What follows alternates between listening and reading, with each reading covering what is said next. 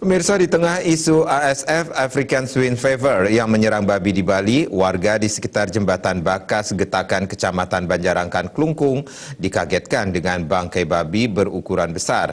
Bangkai babi masih dalam keranjang itu menebar bau busuk terjepit di selokan setempat. Peristiwa ini langsung viral di kalangan pengguna media sosial. Mereka menyayangkan cara pemiliknya membuang bangkai seperti itu. Pemilik dianggap tidak bertanggung jawab. Masyarakat setempat khawatir bangkai babi tersebut ada virusnya dan malah menyebar. Keberadaan bangkai babi ini langsung mendapat penanganan cepat dari instansi terkait.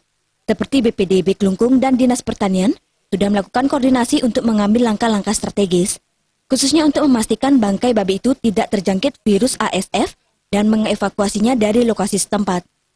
Langkah cepat dibutuhkan untuk segera memberikan kepastian kepada warga sekitar, sehingga dampaknya dapat segera diantisipasi jika memang terjangkit virus ASF.